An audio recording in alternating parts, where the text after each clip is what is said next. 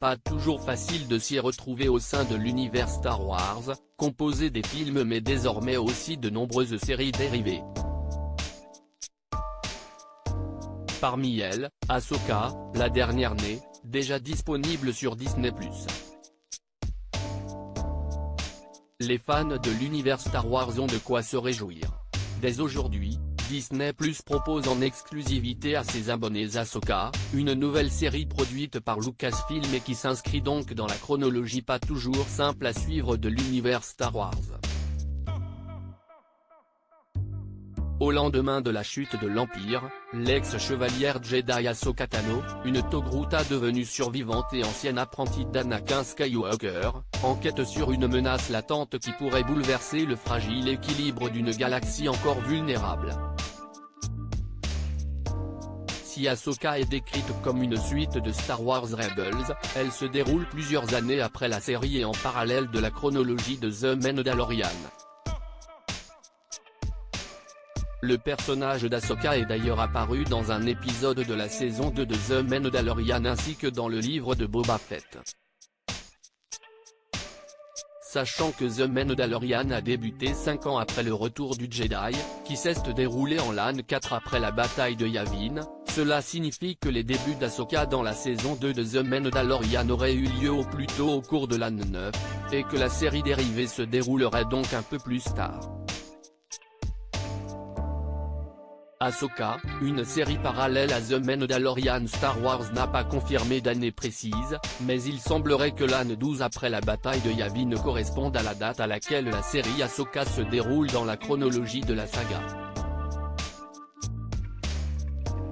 Les événements d'Ahsoka et de la saison 3 de The Mandalorian ont lieu simultanément, ce qui explique l'absence du personnage Ahsoka lors de la reconquête de Mandalore.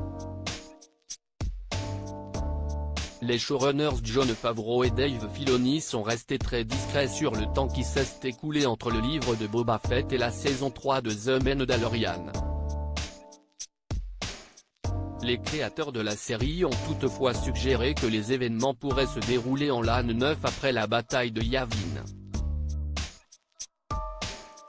Ahsoka, une série sous l'ère de la Nouvelle République. Cependant, si chaque saison de The Mandalorian se déroule sur des années différentes et qu'Ahsoka arrive en même temps que la série avec Pedro Pascal, cela signifierait que moins d'une décennie s'est écoulée depuis la chute de l'Empire.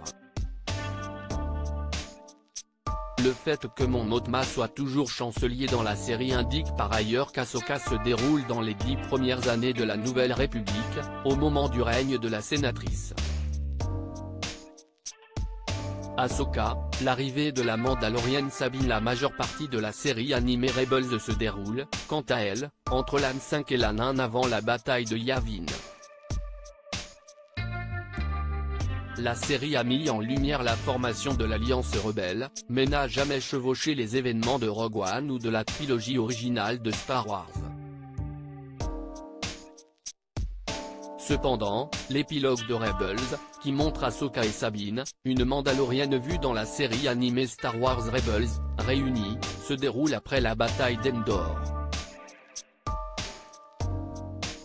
À ce moment-là, Sabine avait une coiffure bien différente de celle qu'elle arbore dans Ahsoka, où elle coupe ses cheveux longs en hommage au Jedi Kanan Jarrus. Ahsoka, enfin un peu de clarté dans la chronologie. Si l'histoire d'Ahsoka se déroule bien aux alentours de l'an 12 après la bataille de Yavin, il se sera écoulé environ 14 ans depuis que le Padawan Jedi Ezra Bridger a été perdu dans l'espace après la libération de Lothal, et l'épilogue de Rebels fait partie des événements actuels de la série. La chronologie actuelle d'Ahsoka et de The Mandalorian n'est toujours pas tout à fait claire, mais il se pourrait qu'une clarification soit en cours, notamment avec le film The Mandalorian de Dave Filoni qui clôturera l'ère des deux séries. Alors que la saison 3 de The Mandalorian n'a pas explicitement indiqué quand elle se déroulait dans la chronologie de Star Wars, Ahsoka aura davantage l'occasion de le faire. Article écrit en collaboration avec 6 Médias.